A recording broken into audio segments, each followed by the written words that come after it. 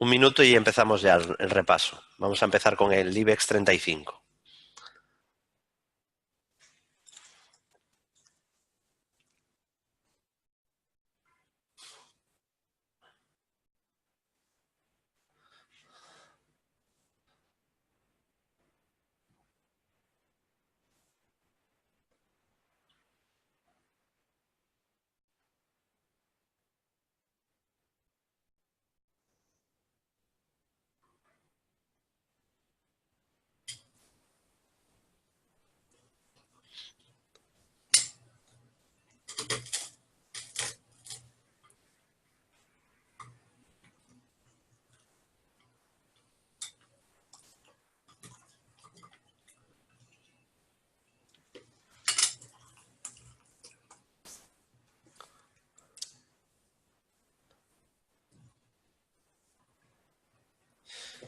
Bueno, empezamos ya. Hemos esperado unos minutitos para que entrara más gente, que ha ido entrando más gente. Seguramente aún entrará todavía más, pero bueno, vamos a empezar ya para poder aprovechar el tiempo al máximo. Bienvenidos a este seminario de oportunidades de inversión en índices, forex y materias primas, organizado por K2 Markets, en el que, bueno, pues vamos a ir viendo esos principales activos. Soy David Galán y dirijo Bolsa General desde hace más de 12 años. Y bueno, empezamos ya, si os parece. Luego, como decía antes, dejaremos 5 minutitos para dudas al final del seminario y voy a empezar primero con la bolsa, con los índices, con la bolsa española. En el caso del IBEX 35 enseño un gráfico horario, que son los gráficos ideales para buscar estrategias de ultracorto. ¿Y qué vemos aquí? Vemos que de momento está en fase de rebote. Sigue en fase de rebote el IBEX, de hecho está rebotando con mucha fuerza desde el mes de diciembre. Hay mínimos crecientes y tiene el soporte clave, lo tenía antes en 9.107, se respetó, estuvo cerca de perder ese nivel, como podéis ver aquí el día 25 de marzo, pero no se perdió, respetó el mínimo anterior. Sí es verdad que rompiera la directriz alcista de muy corto plazo, una especie de canal roto a la baja, pero no perdió el mínimo anterior, que es realmente lo que marca la tendencia de un activo. Siempre el soporte más importante que habrá en una estructura es el mínimo anterior, en una estructura alcista, igual que en una estructura bajista. La resistencia más importante, aunque pueda haber directrices, siempre va a estar en el máximo decreciente anterior. Y bueno, pues se respetó generando un nuevo mínimo creciente, porque ya se ha superado el máximo previo. Así que tenemos un mínimo creciente nuevo, un nuevo soporte importante a vigilar en los 9.127 puntos, 9.127. Y un soporte intermedio que funcionó bien en la sesión de ayer, que serían la media 200 sesiones en este caso. Cuando la media sube, es una zona de soporte a vigilar. El IBEX sigue con estructuras alcistas activadas pendientes de ultracorto, tiene un segundo alcista que podéis ver ahí en color verde, hacia 9.764, y una estructura secundaria, no tan fiable, de segundo impulso también hacia 9.831. Vale, la de 9.764 pues es muy sencilla, escoger toda la subida desde el mínimo de diciembre, corrige a niveles FIBO y supera máximos y activa esta estructura. Y bueno, veremos si finalmente cumple estos objetivos. De momento está en fase de rebote y no hay señales de giro. Ni que decir tiene que perder esa zona 9.107, 9.127, pues confirmaría que el rebote ha terminado y que probablemente empezaría una corrección en la bolsa española. Vamos a irnos ahora del IBEX al Eurostoxx 50, a la media europea.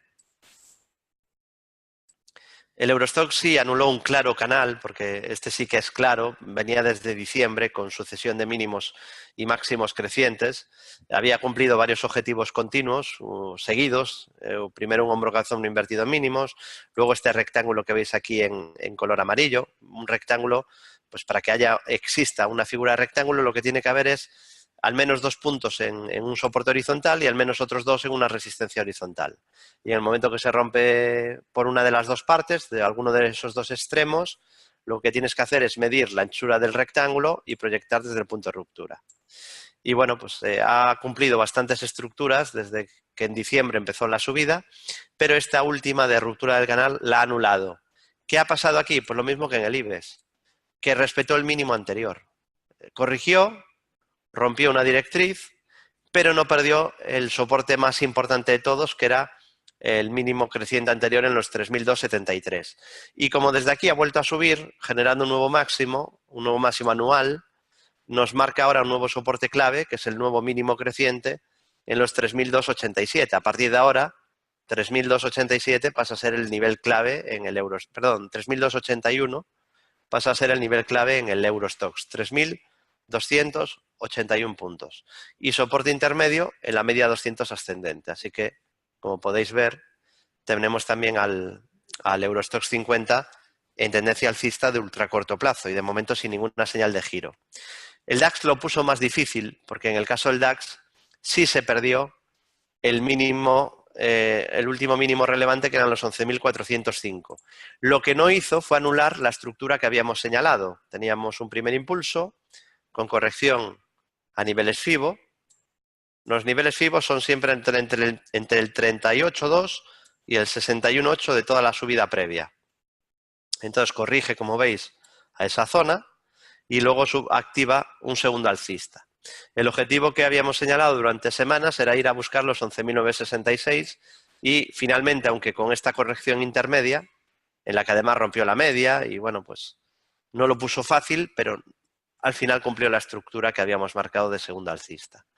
Y estará en tendencia alcista mientras no pierda el último mínimo creciente, que estaría en los 11.299 con soporte intermedio en la media 200 ascendente. Si se superan los máximos del año, arrancaría un tercer alcista. Los terceros no son tan fiables como son los segundos, que se suelen cumplir en la mayoría de casos. Los terceros también se cumplen en la mayoría, pero es un porcentaje menor, bastante menor que el segundo impulso, ¿no? La fiabilidad de la estructura de un tercero. Así que, bueno, de momento, cumplido un segundo, consolida un poquito, si supera máximos del año, activa un tercer alcista y soportes en la media 200 y en los 11.299. Seguimos y vamos al FTSE de Reino Unido, que en el caso del FTSE, pues sigue con una estructura de tercer impulso alcista activada, objetivo 7.545, veremos si la acaba cumpliendo también. Muy noble el FTSE porque ha cumplido prácticamente todas las estructuras que hemos ido marcando en los últimos meses, incluido esta divergencia bajista que generó a finales de marzo. Y bueno, pues tiene primer soporte en la media 200, luego estaría la directriz alcista que une los últimos mínimos crecientes, 1, 2, 3, 4, 5, 6 y 7, 7 toques en esta directriz. Y luego estaría el mínimo creciente anterior, que en este caso estaría en los 7.146 puntos. 7.146. Pasamos a Italia, que quizá es la bolsa que mejor aspecto tiene en Europa, en mi opinión.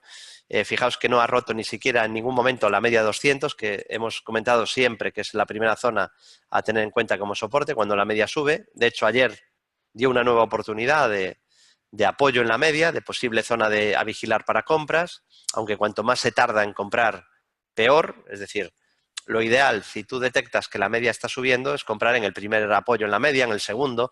Cuando ya se ha apoyado 9 o 10 veces, ya es mucho más arriesgado porque eso no es eterno. Las tendencias cambian. Entonces estás entrando en una tendencia muy madura. Cuando tú entras, por ejemplo, imagínate, en el 11º toque que hace en la media ascendente, tienes más riesgo que cuando hace el tercer toque en la media. Porque no regalan el dinero en el mercado. Y las tendencias de ultracorto duran lo que duran, pueden durar unos meses, pero no duran 20 años seguidos. Entonces, cuanto más atento estés para incorporarte en el inicio de la tendencia, mucho mejor. Siempre es mucho mejor entrar en el inicio de una tendencia que cuando ya va muy avanzada. De todas maneras, sigue siendo soporte. Fijaos ya la de veces que se ha apoyado en nuestra media 200, que siempre insistimos que es zona de soporte, ¿no? Lleva muchos apoyos ahí en la zona de la media. Entonces, bueno, pues ese sería un primer soporte y luego estaría el mínimo anterior, que estaría en los 20.925 puntos. 20.925, que es el mínimo creciente anterior. El MIP que estaba muy débil el año pasado hasta que llegó diciembre, ¿no? Y a partir de ahí, pues hizo un suelo y ahora mismo, pues ya hace meses que hemos dicho que es la bolsa europea que quizá vemos con mayor fuerza, ¿no? La que está subiendo con más ganas, ¿no? Pero en general toda Europa, como veis, está en fase de rebote. Con mucha ayuda, obviamente, de Wall Street. Otra vez más, la bolsa americana es la que está liderando las subidas en las bolsas mundiales. Y vamos a terminar con el K40 Europa antes de irnos a Wall Street. En el caso del K40 se rompió un canal alcista a la baja, igual que en el caso del Eurostoxx. Es exactamente la misma estructura. Y el objetivo por ruptura de canal, aunque estuvo cerca de cumplirse, se acabó anulando. ¿Qué hizo el CAC? Apoyarse justo en el soporte horizontal, en los mínimos anteriores, que llegó a perder ligerísimamente, ¿no? Y ahí dejó, fijaos que fuerzan un hueco bajista de apertura, y esto para los que estéis empezando, el consejo que os voy a dar ahora puede ser interesante, ¿no? Fijaos que aquí empieza a caer desde aquí y cae, cae un día tras otro, vuelve a caer, vuelve a caer, vuelve a caer, y de repente llega una sesión donde lo abren muy abajo. Había cerrado aquí y te lo abren aquí abajo. 60 puntos por debajo de la apertura anterior, es decir, cae la apertura más del 1%. Entonces hay que tener mucho cuidado en ese tipo de sesiones donde ya después de una caída te abren con otro hueco más a la baja, porque muchas veces ese hueco lo tienden a rellenar o incluso entran compras en esa, digamos, apertura bajista que se fuerza, muchas veces acompañada por alguna noticia negativa. Ahí los novatos venden asustados o vende ya el que tira la toalla, el último que resiste, ¿no? El último que resistía con largos, ahí decide vender y aprovecha la mano fuerte muchas veces para entrar en ese tipo de sesiones. Y eso lo tenéis que tener en cuenta porque ocurre muchas veces lo que ocurre aquí. Fijaos cómo a partir de ahí abre con caídas de más del 1% y luego recupera y a partir de ahí la subida ha sido muy interesante, ¿no? Bueno, ahí tiene un soporte muy importante para ultracorto, que son los 5.211. Mientras no lo pierda, lo tenemos en fase de rebote con soporte también en la media ascendente. En general, como habéis visto, toda Europa pues, se encuentra en fase alcista de ultracorto o en fase de rebote de corto plazo. Vamos a ver cómo está Wall Street, la principal bolsa del mundo. Voy a empezar por el Dow Jones. En el caso del Dow Jones, pues lo tenemos con soporte en la media 200 sesiones y luego lo tendríamos en los mínimos anteriores, en los 25.372 y también muy importante los mínimos de marzo en los 25.208. Por si no ha quedado muy claro lo que acabo de explicar antes del hueco, después de una caída, importante que sea después de una caída, ¿eh? No vale que de repente, como ¿no? Aquí te dejan un hueco y este hueco es peligroso porque viene después de una subida. No tiene por qué cerrarlo. ¿Vale? No, hablamos de cuando viene ya después de una caída continua y larga, ¿no? Entonces, fijaros cómo aquí vuelve a ocurrir que el Dow Jones había cerrado aquí, ¿de acuerdo? En los 25.473, perdón, aquí en los 24.450 justo, y al día siguiente te lo abren en 25.208, más de 200 puntos por debajo.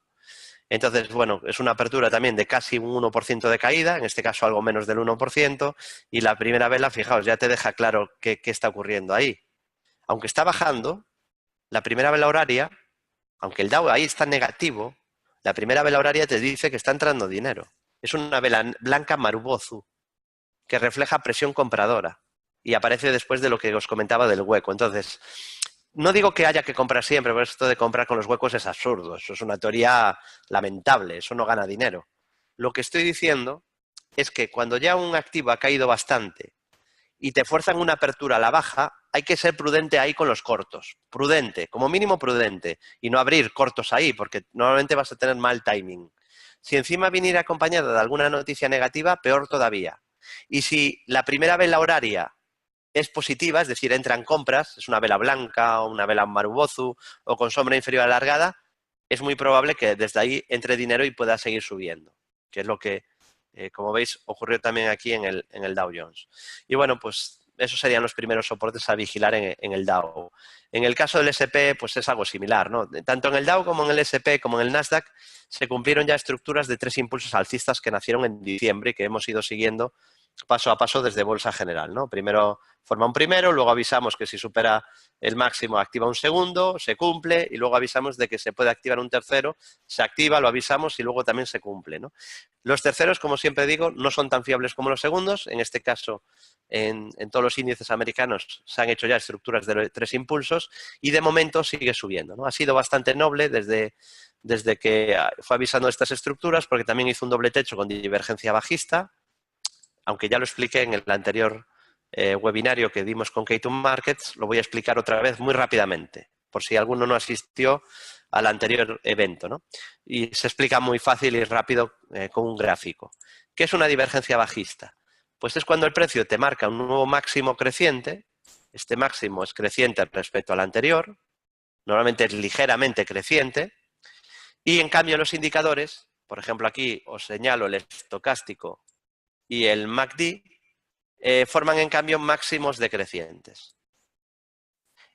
Si luego se confirman el precio, te está diciendo que es muy probable que va a caer. Esto es un doble techo con divergencia bajista. Entonces es más potente todavía y más fiable que si solo fuera doble techo. Es decir, que los indicadores te marquen también la divergencia, le da más fiabilidad, porque estoy seguro que la mayoría, que si estáis empezando, uno de los grandes problemas que hay es la confianza. Uno no cree en una cosa salvo que sepa que va a ganar dinero. Entonces, ¿cuál es el gran problema para la mayoría de inversores? El miedo a perder. Claro, no existe ningún método que gane siempre, ninguno. Yo pierdo muchas veces, lo repito siempre. Entonces, por un lado es clave que se gestione el riesgo, que no se arriesgue más del 1,5% del capital por operación. Y por otro lado, es muy importante cuando uno empieza, porque le falta confianza, que intente seguir estructuras que tengan un alto porcentaje de fiabilidad. Que no es lo más importante después, porque puedes tener un sistema buenísimo, que es a lo que hay que tender, cuando tiene muy buen profit factor. Es decir, cuando ganas, ganas mucho y cuando pierdes, pierdes poco. Eso realmente para mí es lo más importante que hay, o el gran secreto para ganar dinero en bolsa, ¿no? Cuando tú eres capaz de que cuando ganas dejas correr el beneficio y cuando pierdes eres capaz de limitar la pérdida, eres un inversor ganador, ¿no? Pero cuando uno empieza, le falta confianza. Por eso sí que es conveniente al principio tender a metodologías o a estrategias que tengan también un buen profit factor, es decir, un buen ratio profit factor. ¿Por qué? Porque el inversor que no tiene confianza, y esto os lo voy a preguntar ahora a todos, seguro que es así, porque he hablado con más de 10.000 inversores a lo largo de estos años en Bolsa General y sé cómo piensa un inversor en cada etapa como inversor, porque he hablado con muchos inversores y porque además yo he vivido también eso. Empecé siendo un perdedor, un inversor principiante, como todo el mundo, y poco a poco te vas convirtiendo en un inversor profesional, ¿no? Y ganador. Pero eso es ir quemando etapas y no pasas de un día para otro, ni de un mes para otro, ¿no? Han pasado años. Yo llevo 16 años en bolsa y en los primeros años, pues, cometías muchísimos errores y hacías muchas cosas fatal, ¿no? Entonces, decía que es muy importante la confianza en un método porque os pregunto, si tú no tienes una confianza tremenda en lo que estás haciendo, ¿sería normal que después de 3 o 4 estrategias malas dudes en si entrar en la quinta? Es la pregunta que os lanzo. Imagináis que estáis siguiendo un sistema y tenéis 4 estrategias malas seguidas, lo cual puede ocurrir perfectamente. Vale, creo que hay por ahí estafadores que os quieren hacer ver que se puede ganar siempre. Eso obviamente es mentira, ¿no? Y yo ya sabéis que intento pues que el mensaje sea totalmente honesto con vosotros, ¿no? Y tomaros como personas maduras e inteligentes. Entonces, no estamos aquí para vender humo ni contar milongas. Se pierde muchas veces y puedes tener una racha de operaciones negativas consecutivas y la pregunta es, si tenéis una racha de 4 operaciones malas, ¿dudáis en la quinta?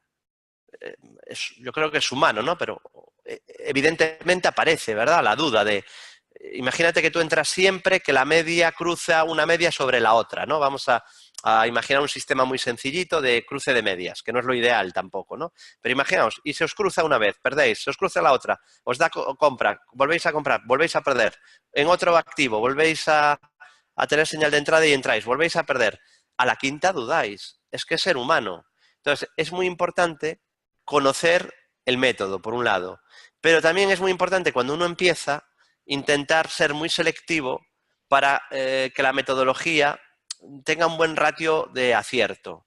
No solo el ratio profit factor, ¿vale? Sino el ratio de acierto también que sea alto. Aunque lo más importante al final es que haya un buen ratio profit factor, es decir, que tú ganes mucho más cuando ganas que lo que pierdes cuando pierdes, el ratio de acierto, cuando uno empieza, es muy importante. Vale, entonces, primero es tener confianza en el método. ¿Y cómo se tiene confianza? Pues se tiene testeándolo muy bien el método, haciéndolo en backtest, probándolo, o bien en el pasado, o sea, no es sustitutivo, en el presente. Lo puedes probar en demo primero o con poco apalancamiento, con poco dinero, digamos, en la mesa. Porque va a ser muy importante, insisto, tener confianza en lo que uno hace y saber asumir las pérdidas con naturalidad, no arriesgar más del 1,5% por operación, y si sois capaces de hacer esto, pues a la larga probablemente vais a ganar dinero. Es prácticamente imposible que no ganéis dinero si habéis testeado un método y veis que es ganador, y ese método te empuja a cortar pérdidas y dejar correr beneficios. Si luego uno le añade disciplina, pues acabará teniendo un buen resultado. Vale, así que bueno, pues podemos ver aquí como en el SP se genera una divergencia bajista, y esa divergencia bajista, pues como veis, se acabó cumpliendo. Y bueno, pues luego hace un doble suelo en la media 200, que también era muy interesante, se activa aquí, y también esa divergencia, pues, perdón, este doble suelo en este caso también se acaba cumpliendo. En el caso del doble suelo, ya lo comentamos también la semana pasada, tiene que haber varios mínimos en la misma zona, y si se supera el máximo entre los mínimos, que esto casi es un rectángulo también, porque hay varios toques casi en la misma zona arriba, pero bueno, vamos a imaginar, el objetivo es el mismo, ¿eh? Pero bueno, vamos a imaginar que es un doble suelo. Mediríamos la distancia entre los mínimos y máximos y proyectaríamos desde el punto de ruptura. Ya digo que en este caso el objetivo sería el mismo, tanto si lo considera rectángulo como doble suelo. Este es el objetivo mínimo de subida, no es un máximo, ¿eh? Es un objetivo mínimo. Teóricamente, lo más probable es que llegue al menos hasta ahí el precio. Así que, bueno, primer soporte en la media 200 ascendente y en el mínimo anterior 2007,85. Y por último, el Nasdaq 100, el tecnológico, pues sigue en tendencia alcista, con soporte en la media 200 y en los mínimos anteriores en 7.252 puntos, 7.252, en el mínimo anterior en los 6.940, y luego también en los mínimos de febrero en los 6.836. El Nasdaq también hizo 3 impulsos alcistas y está muy fuerte desde los mínimos de diciembre. Un repaso rápido a algunos índices en el corto, medio y largo plazo, gráfico diario en este caso. Lo que vimos antes era un gráfico horario, que es más óptimo para ultracorto, para operaciones que duren semanas. Este ya sería el corto, medio plazo, operaciones que probablemente duran muchas semanas o varios meses.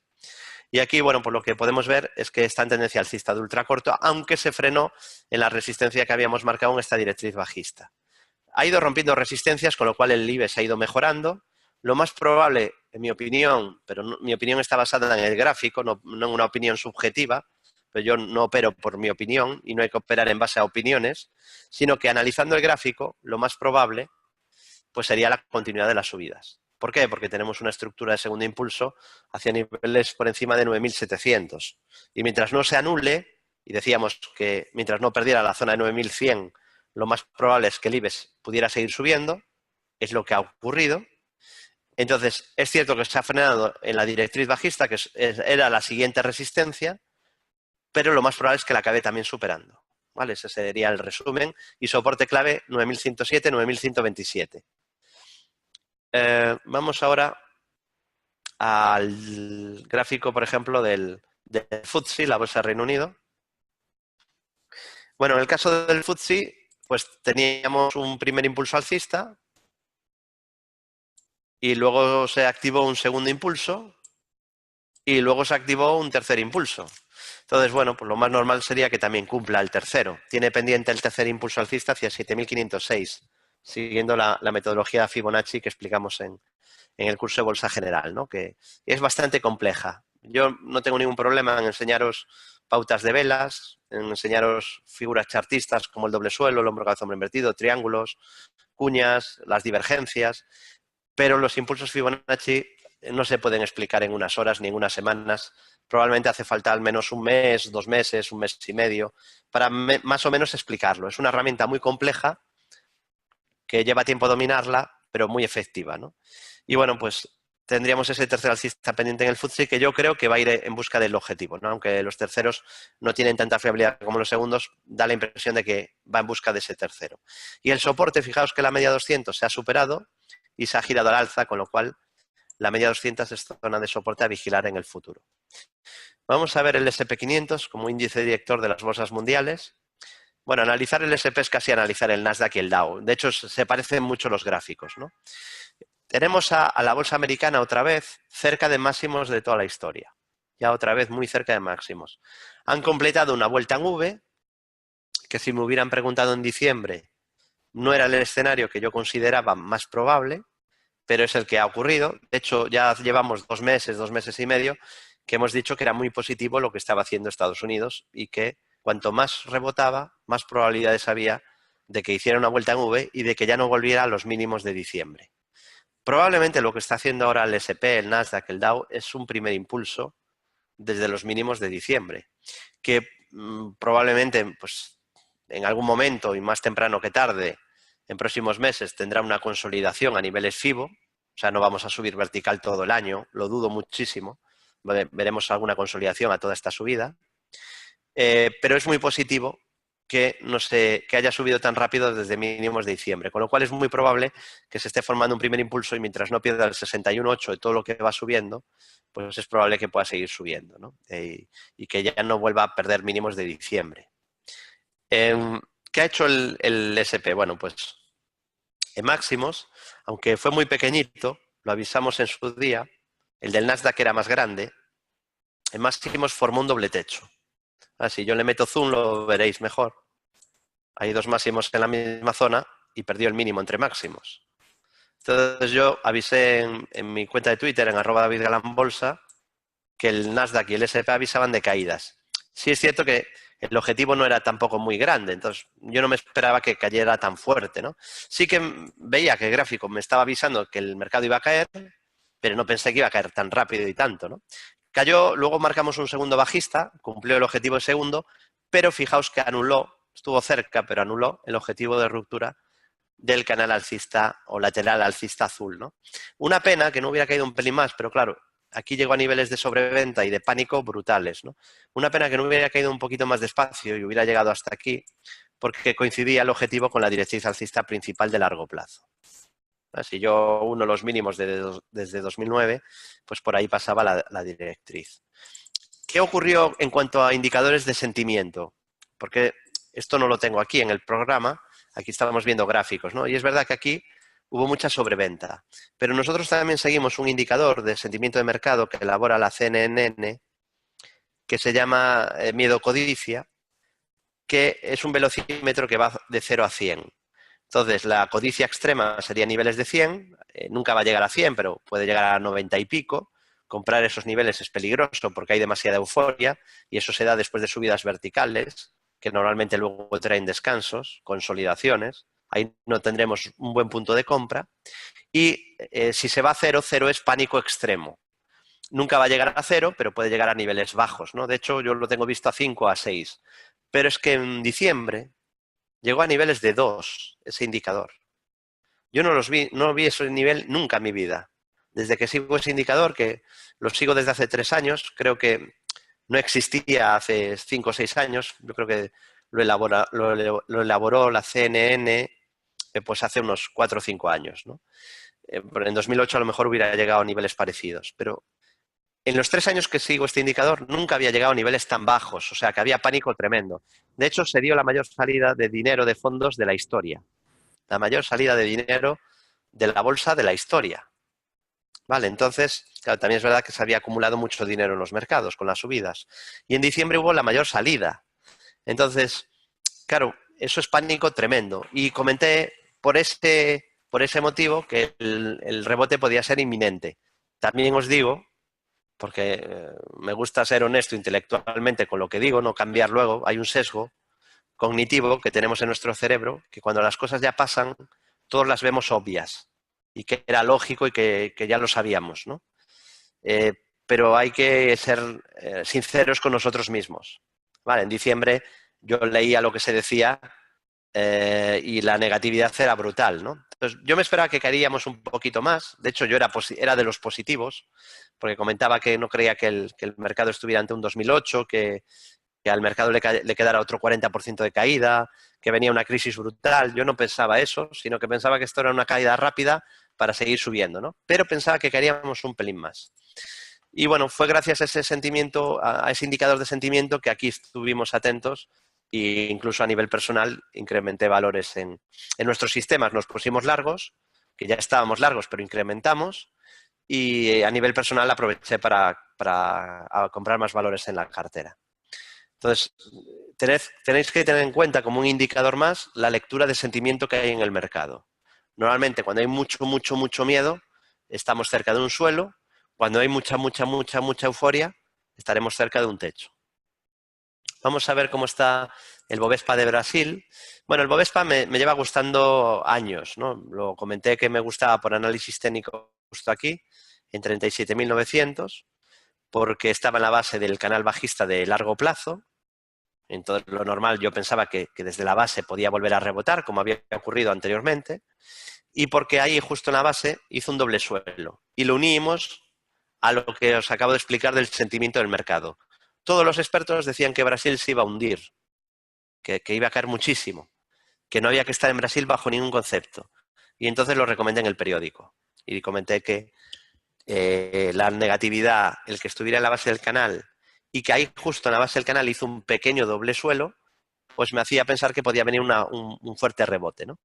Y bueno, desde ahí la subida ha sido brutal. Tiene pendiente incluso un gran segundo alcista hacia 110.000 puntos.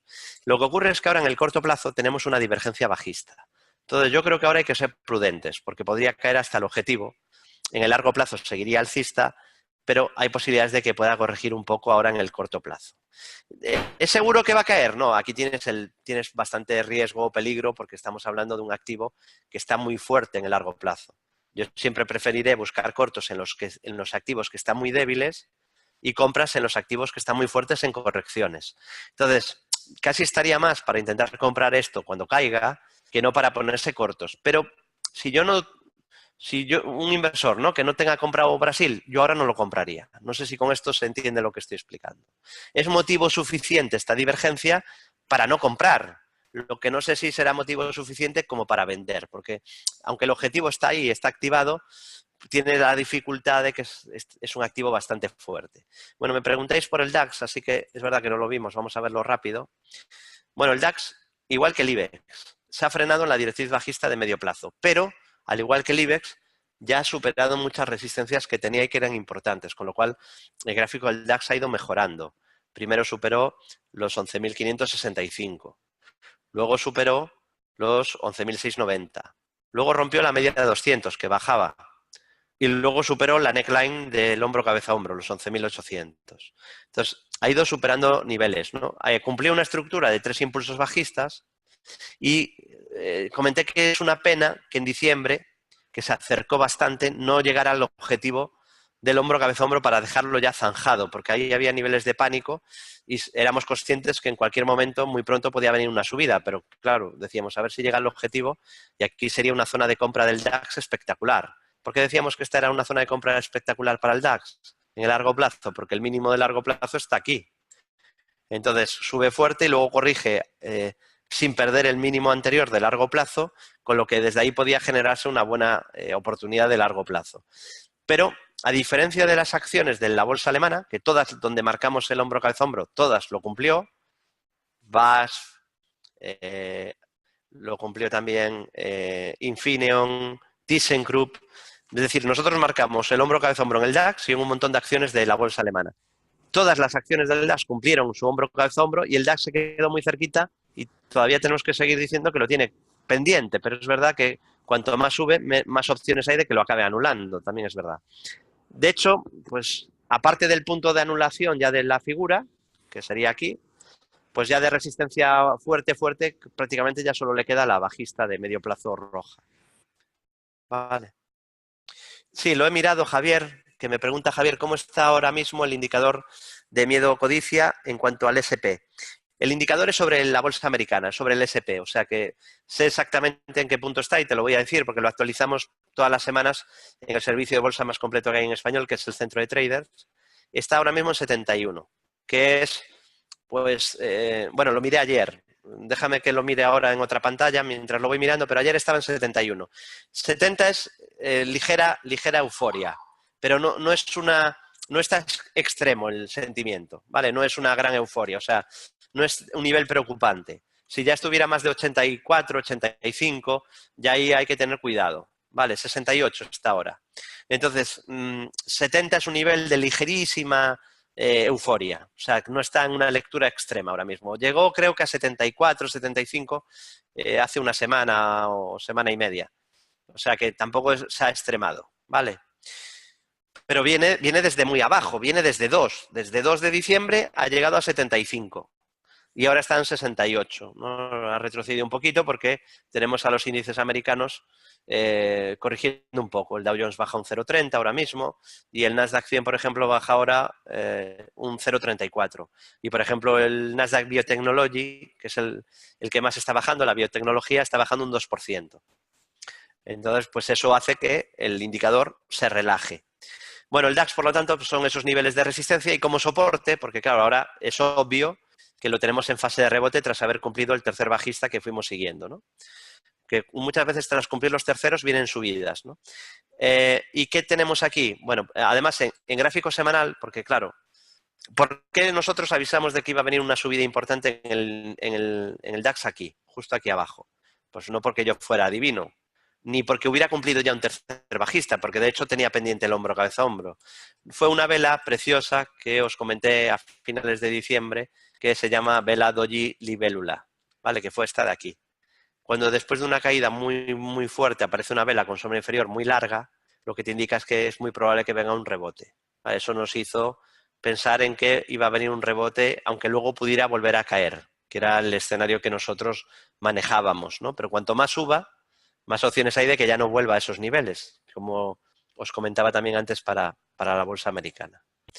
Y me falta comentaros que en ese rebote que está desde mínimos de diciembre, ¿dónde está ahora mismo el mínimo creciente? Pues el mínimo creciente lo tiene aquí. Entonces el soporte clave en este rebote del DAX es 11.299. Mientras no pierda ese nivel, no podemos dar por finalizado, por muerto ya el rebote del DAX. Pasamos ahora al Hang-Seng, la bolsa china. En el caso del Hang-Seng lo tenemos en tendencia alcista, aunque ha subido muy rápido. Yo creo que pronto también necesitará algún descanso. Y a partir de ahora la media 200 pasa a ser soporte a vigilar. La media se giró al alza y ahora la media es el primer soporte a tener en cuenta. Con el Hang-Seng lo hemos clavado. Igual que con la bolsa americana, al haber hecho una vuelta en V, no ha hecho un suelo, con lo cual, desde el punto de vista técnico, salvo porque utilizamos el indicador de sentimiento del mercado, nos habría sido imposible prever un giro. Gracias a Dios que hubo mucha sobreventa y mucho pánico y eso pues nos avisaba que iba a venir un rebote, pero el gráfico no te avisó del rebote. No hubo un suelo, ni un hombro, cabeza, hombro invertido. No, lo que hubo fue una vuelta en V, que es lo más complicado de aprovechar, ¿no? Entonces, lo que podemos ver en el caso del Hang-Seng es que ha hecho un suelo. Y fue muy llamativo el distinto comportamiento relativo que tuvo el Hang-Seng respecto a la bolsa americana, ¿no? ¿Qué ocurrió? Pues que cuando caía China, Estados Unidos estaba subiendo sin parar, marcando máximos de la historia. Y de repente empezó a caer Estados Unidos en diciembre y en cambio la bolsa china ya no caía prácticamente. Se notaba que lo hacía mejor y comenté que estaba cansada de caer, que probablemente podía intentar ya formar un suelo, porque estaba mejorando mucho su comportamiento relativo. Vale, entonces, ¿qué es lo importante entonces en el Hang-Seng? Pues que ha mejorado mucho al romper resistencias. Primero, rompió el canal bajista que veis en rojo. Luego rompió la media de 200 sesiones. Rompió el máximo decreciente anterior. Y la media se ha girado al alza, con lo cual la media pasa a ser soporte. ¿De acuerdo? Así que vamos a seguir con el Nikkei. Luego, una cosa que me preguntáis mucho sobre indicadores, ¿no? El estocástico, el MAC, la media 200 o incluso el que acabamos de hablar de ahora, el indicador miedo-codicia. El indicador no tiene magia. El indicador no te aporta nada. Lo que aporta es saber leer el indicador. No sé si se entiende. El análisis del indicador es lo que te da la ventaja. El análisis del indicador es lo que tiene valor. El indicador en sí no tiene ningún valor. Esto se entiende porque hay mucha gente que va buscando como el santo grial de los indicadores. Y el santo grial de los indicadores no existe. Vale, lo que tiene potencia es saber interpretar el indicador. Vale, que yo os diga ahora que el estocástico está en 82, no aporta nada. O que el miedo codicia esté en 69, no aporta nada. Lo que aporta es saber interpretar y leer los indicadores. Eso es realmente lo importante. Entonces, yo lo que recomiendo es que os centréis en unos pocos indicadores y que los dominéis lo máximo posible. Yo, por ejemplo, pues el estocástico MAC RSI media 200 ponderada, la llevo siguiendo mis gráficos 15 años. Y el indicador de miedo codicia lo llevo siguiendo 3 años. Entonces, los domino mucho, pero porque sé interpretarlos. No es el indicador lo que te da la ventaja, ¿eh? Esto tiene que quedar claro porque si no iréis muy engañados, ¿no? No, el indicador que comento es el indicador miedo codicia que elabora la CNN, creo que además ha puesto ahí el enlace uno de vosotros, y es un indicador que a su vez está formado por otros 7 indicadores. Y el VIX es solo uno de ellos. O sea que tiene algo que ver con el VIX, pero solo una séptima parte de ese indicador está formado por el VIX. Espero que se entienda. A ver, yo soy un experto en ese indicador porque llevo 3 años siguiéndolo. Entonces sé interpretarlo muy bien. Por eso os decía que lo seguimos todas las semanas en nuestro centro de traders. El indicador lo puede mirar cualquiera, eso cualquiera lo puede mirar. Pero sabemos incluso por qué indicadores está formado e interpretar cada indicador que está dentro de ese indicador. Y sabemos cómo leer el indicador en su conjunto, ¿no? Y el VIX es solo uno de los indicadores que forma ese indicador global, digamos. Es un conjunto de 7 indicadores. Bueno, seguimos, vamos a avanzar más. Nikkei, media 200 sesiones, la está atacando, dijimos que era resistencia, al primer intento no pudo, al segundo tampoco, está ahora en el tercero. Vamos a ver si lo consigue. Y soporte en el mínimo anterior, que está en los 20.938. Si perdiera ese mínimo, podríamos tener una corrección. Pero mientras no pierda ese mínimo, de momento sigue en fase de rebote, aunque es verdad que se le está atragantando un poquito a la zona de la media, pero puede acabar rompiéndola. De hecho, es bueno que la esté atacando tantas veces seguidas, ¿no?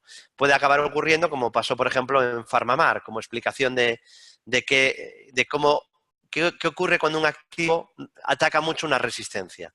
Por ejemplo, en este ejemplo de PharmaMar, que es una empresa del mercado continuo, nos pasamos varios meses repitiendo que estaba atacando la bajista. 1, 2, 3, 4, 5, 6, 7, 8, 9, 11 veces la atacó. Al 12º intento la rompió, pero cuando ya la había atacado 9 o 10 veces, repetíamos. Es positivo que esté atacando muchas veces la resistencia, porque probablemente la va a acabar rompiendo. Esto es lo que dijimos estos meses atrás. Entonces, no es solo PharmaMar, vale para cualquier activo. Cuando se rompe muchas veces, o sea, cuando se ataca, perdón, muchas veces, hay más posibilidades de ruptura. Y ahora, bueno, pues el Nikkei ya está en el tercer intento y a lo mejor puede acabar rompiendo la media 200 descendente, ¿no? El Nikkei hizo una estructura de 2 impulsos bajistas y tras cumplir esos impulsos dejó velas con sombra inferior alargadas. Pasamos ahora al Bitcoin, criptodivisas, antes de ir a Forex. Bueno, el Bitcoin ha cumplido el escenario comentado. De hecho, lo comenté aquí, ¿no? Creo que fuisteis testigos en el primer seminario que dimos con K2 Markets. Fuisteis testigos, ¿verdad? Los que asististeis al primer seminario. Os pregunto, ¿os avisé que si superaba $4.195 el Bitcoin iba a tener un fuerte tramo de subida? ¿Iba a venir un buen rebote? ¿Os lo avisé en el anterior webinario? Vale, Julio dice que sí, que así fue, que os avisé a todos. Julián dice que también. Álvaro dice que sí. Javier dice que sí. Bueno, enhorabuena a los que hayáis seguido el escenario que os marqué. Llevamos marcados en el Bitcoin 11 escenarios desde diciembre del 2017, que fue cuando empezamos a seguirlo, desde que hay futuros, porque no queríamos seguir un mercado que fuera solo OTC. Entonces, desde que hay futuros del Bitcoin lo hemos seguido. De 11 escenarios se han cumplido 10. Vale. Vale, dice Josep, fijaos con el Brexit, acuerdo de aplazamiento y el mercado ni caso. No, es que aquí ocurre una cosa con el mercado y esto también es una de las cosas más importantes que tenéis que tener en cuenta y que llevo explicando 12 años. Vale, entonces lo voy a comentar otra vez más para los que nos seguís por primera vez, ¿no? El mercado descuenta expectativas, no descuenta las noticias que se publiquen hoy, por ejemplo. Entonces, el mercado viene descontando que probablemente con el Brexit va a haber un acuerdo. Y hay una célebre cita de bolsa, un célebre consejo, que decía Bernard Baruch, por un lado, enséñame los gráficos y te diré las noticias. Que lo que quiere decir es que las noticias van quedando reflejadas en los gráficos, incluso antes de que salgan. Porque cuando se publican siempre hay gente que ya lo sabe. De hecho, está negociando el Brexit lo está negociando la Unión Europea y el Parlamento británico, Theresa May, desde hace meses. ¿Qué creéis? ¿Que hoy que sale la noticia no había ya muchos inversores que sabían que las negociaciones estaban avanzando por buen camino y eso ya estaba reflejado en los precios? De ahí que viene otra cita, otro consejo de bolsa que dice, en este caso este consejo es de André Costolani, que al igual que Bernard Baruch fueron de los mejores inversores de la historia, y decía Costolani: lo que todo el mundo sabe a mí ya no me interesa, y lo que es obvio en bolsa obviamente es erróneo. Entonces, ocurre muchas veces el refrán popular, también bursátil, que dice compra con el rumor y vende con la noticia. Y hoy te ha salido la noticia de que todo ya está muy bonito y ya, que bien, ya no hay problema del Brexit. Y muchos inversores que compraron cuando había dudas y había incertidumbre, venden cuando ya la buena noticia ya ha salido. ¿El novato qué hace? El novato compra mal y tarde, cuando el mercado ya subió mucho, sale una buena noticia y ellos compran, pero compran muy mal, porque los analistas técnicos ya hemos comprado mucho más abajo. Y los que ya sabían la noticia que iba por buen camino y que la negociación iba bien, ya compraron también hace mucho. Entonces, ¿quién compra el último día, mal y tarde? El novato perdedor, el que lee el periódico, el que cree que tiene una ventaja, que no tiene ninguna ventaja, porque el periódico lo está leyendo ya todo el mundo, ya lo sabe todo el mundo. No tenéis ninguna ventaja porque lo del acuerdo del Brexit lo sabemos todos. O sea, es que no hay nadie ya que no se haya enterado. Es que sale en el telediario incluso. Lo sabe mi tía, que no sigue la bolsa. Todo el mundo lo sabe. Entonces, ahí no tienes ninguna ventaja estadística y, de hecho, muchos inversores que compraron abajo aprovechan que ya salieron las buenas noticias para vender. Aprovecha que ahí entran los principiantes, porque para que tú vendas necesitas que haya gente que compre. Bueno, pues en este caso compra el novato y vende el profesional. Y esto funciona así desde que el mercado es mercado, desde hace siglos. Desde hace siglos esto funciona, ¿eh? De hecho, no sé si habéis leído el maravilloso libro sobre las memorias de Jess Livermore, que llegó a ser el hombre más rico del planeta, usando análisis técnico, a principios del siglo XX. Y ese libro de las memorias de Livermore, pues es un libro buenísimo, ¿no? Bueno, tenéis una sección de libros en Bolsa General por si os interesa, pero en ese libro cuenta muy bien ese tema de cómo aprovechaba momentos de euforia para vender y momentos de pánico para comprar él, porque él tenía que comprar mucho, era multimillonario. Entonces compraba tanto que incluso le acusaban de que él manipulaba el mercado, ¿no? Entonces, tenía tanto dinero que para comprar necesitaba que mucha gente vendiera. Entonces, necesitaba que hubiera pánico para comprar e euforia para vender. Entonces, que aprovechaba muchas veces noticias malas para comprar y noticias positivas para vender. Y esto es de hace 100 años, de 1920 más o menos. 100 años han pasado y sigue funcionando exactamente igual. Bueno, seguimos. He visto Bitcoin, que ahora la media 200 se está poniendo plana, probablemente va a intentar girarse al alza y sería la primera zona ahora que hay que vigilar como posible soporte. Y bueno, pues cumplido el escenario de fuertes rebotes y superaba 4.195. Pasamos a Forex, empiezo por el euro-dólar. En el caso del euro-dólar, lo que vemos es que hizo 3 impulsos bajistas, una estructura completa, siguiendo nuestra técnica de impulsos, y ahora, de momento, pinta bien. Pero es muy interesante ahora el gráfico que tiene el euro-dólar, ¿no? Porque ha hecho los 3 impulsos y ahora está intentando formar un hombro cabeza-hombro invertido. Es verdad que, bueno, de hecho no es que lo esté intentando, es que lo ha activado ya, ¿no? Y es interesante que no pierda esta zona de la media, que es donde se apoyó ayer y donde está otra vez ahora. El peligro, aunque la figura se anula aquí, el peligro ya sería que perdiera este nivel, porque aquí tenemos un máximo y aquí tenemos otro exactamente en el mismo nivel. ¿Qué ocurriría entonces si el euro-dólar pierde 1,1228? ¿Qué ocurriría? Que activaría un doble techo. Entonces, mientras no pierda 1,1228, el euro-dólar está en un intento de reestructurar al alza, está en fase de rebote, e incluso con una especie de hombro cabeza-hombro invertido activado hacia 1,1318, pero si pierde 1,2228, activaría un doble techo y ahí no habría que tener euro-dólar, ¿eh? Si pierde 1,1228, no hay que tener comprado el euro-dólar, incluso lo que hay que plantearse es si hay que vender. Pero mientras no pierda esos 1,1228, se podría tener quizá en posición larga ahora mismo el euro-dólar. Pasamos a el euro dólar, pero en gráfico diario. ¿Cuál es el problema del euro frente al dólar? ¿Qué problema tiene? El problema que tiene es que os lo dije aquí el mes pasado, en el webinario anterior con K2Markets, el problema que tiene es la resistencia que os llevo repitiendo desde hace meses, la media 200 descendente, que nos funcionó aquí, aquí, aquí, aquí, aquí. Y estos últimos 4 toques los avisé. Aquí no, porque no sabía, dije que era resistencia, pero no estaba seguro si iba a funcionar. Aquí ya hemos avisado que la resistencia ya había funcionado aquí y que por lo tanto había que tenerla en cuenta. Yo aquí ya la tenía en cuenta, pero aquí ya te demuestra que funciona. Y estos ya son 4 veces más que han funcionado. ¿Qué dijimos en el anterior webinario sobre el euro dólar? Que el soporte clave era la zona de 1.12, que ahí podía intentar frenar la caída y que si lo perdía era muy, muy negativo, que si pierde esa zona podemos ver otro tramo de caídas. De momento, como veis, se está intentando frenar ahí y que está en tendencia bajista de medio plazo mientras no rompa la zona de la media. En el corto medio plazo el euro dólar es bajista. En el ultracorto, intentando un rebote como vimos antes. Vamos a ver ahora la libra dólar, que también está interesante para vigilar. Hemos tenido la suerte que ha coincidido que tenemos estas dos mayors en un momento interesante desde el punto de vista técnico. ¿Por qué? Porque nos está dejando la libra dólar muy claro los niveles, pero clarísimos. Fijaos, 3 toques en la misma zona. Esta es la resistencia. La primera resistencia de la libra frente al dólar está en 1.3122. 1.3122. ¿Por qué? Bueno, porque si supera ese nivel podríamos marcar una especie de hombro-cabeza-hombro invertido.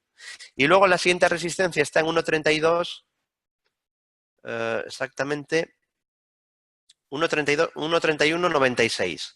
1.3196. ¿Por qué? Si la supera tienes una especie de doble suelo. No es al tick, pero se puede considerar.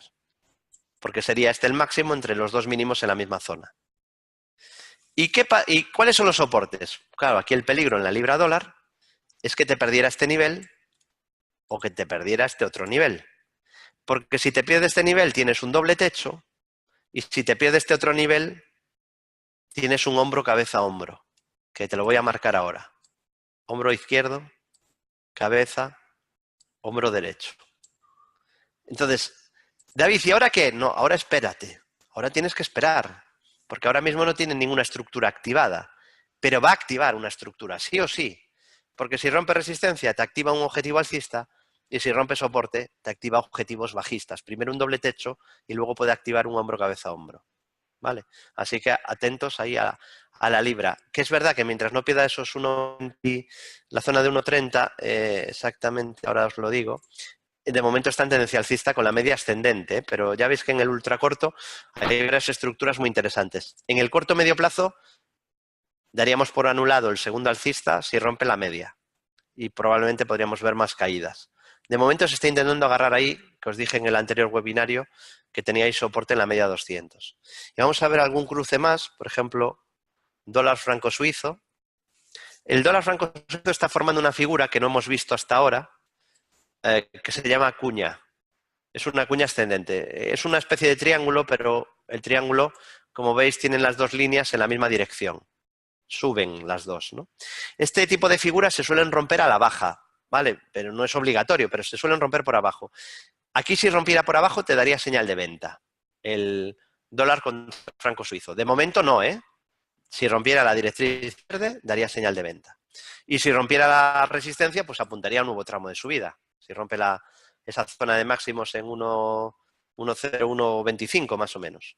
Vamos a ver alguna cosa más. Por ejemplo, el dólar contra la corona noruega, para repetiros lo que os dije la semana pasada, el seminario pasado, hace 3 semanas creo que fue, ¿no? Que tiene un soporte claro y una resistencia clara. De momento es alcista, porque de hecho rompió un canal bajista de consolidación al alza, con lo cual activó incluso un objetivo alcista, lo tiene activado y pendiente, pero os dije que tuvierais cuidado si rompía el soporte, que es la media 200, y sobre todo si rompe este nivel. ¿Por qué? ¿Qué ocurre si rompe ese nivel? El dólar contra la corona noruega. A ver si me volvéis a saber decir lo que ocurriría. Es una maravilla, ¿no? Que el análisis técnico te vaya avisando de estructuras, ¿no? Al final, como veis, esto no va de adivinar, sino de esperar a que el gráfico te vaya avisando de estructuras que te marcan las probabilidades a tu favor. No se van a cumplir siempre tampoco, pero te marcan las probabilidades a tu favor. Entonces, tendríamos un doble techo en el dólar corona noruega, solo si pierde los 8,39,90 y 8,39,90. Bueno, zona de 8,40 prácticamente, ¿no? Si pierde esa zona, tendrías un doble techo. Y vamos a ver alguno más, pero estamos ya fuera de tiempo. Dólar contra la corona, perdón, dólar contra el dólar canadiense. Es otro cruce bastante importante. A ver, que lo tengo por aquí. USD-CAD. Aquí está, lo tenía al lado y no lo encontraba. Bueno, el dólar contra el dólar canadiense está en tendencia alcista. La media sube, como veis. Cierto es que tiene una resistencia muy fuerte en el 61,8 de toda la caída, que es justo donde se frenó en el mes de diciembre. Desde ahí cayó a la media y la media está intentando formar o funcionar otra vez de soporte. Entonces, ahora mismo no hay ninguna estructura bajista, lo más probable es que siga subiendo. Habría peligro si pierde este soporte de los 1,3064 dólares canadienses o si rompe el canal alcista en el que se está moviendo. Y termino el repaso a divisas con el dólar yen. Vamos a ver el dólar frente al yen. Creo que está siendo un repaso completo, ¿no? De activos, rápido pero completo. El dólar yen está muy interesante para buscar compras. ¿Por qué? Porque dejó en el soporte, justo en el mínimo anterior, una vela con sombra inferior alargada. Nos marca ahí un soporte muy importante en los 104,70 aproximadamente, y podríamos asistir a un doble suelo, a un enorme objetivo alcista de medio plazo, si fuera capaz de romper la resistencia que tiene en los 114,54 yenes. 114,54 yenes resistencia. También hay que decir que en el muy corto plazo aquí tiene un pequeño soporte. Vale, que perderlo, voy a poner la flecha que quería poner, que es esta. Si perdiera este soporte, pues podríamos tener una corrección. Pero de momento está en tendencia alcista y intentando rebotar desde un soporte clave. Así que si os parece, contesto las primeras dos preguntas que entren, porque estamos ya fuera de tiempo, antes de concluir el webinario de hoy con Keito Márquez, que espero que os esté gustando. Vamos a contestar dos preguntas que lleguen. A ver, Renault, ¿no? Pregunta de Luis. A ver, vamos a ver. El gráfico Renault. Bueno, nosotros en Renault, en Bolsa General, no hemos marcado un doble techo, hemos marcado un canal lateral. Vamos a verlo. Un rectángulo. Vamos a ver Renault.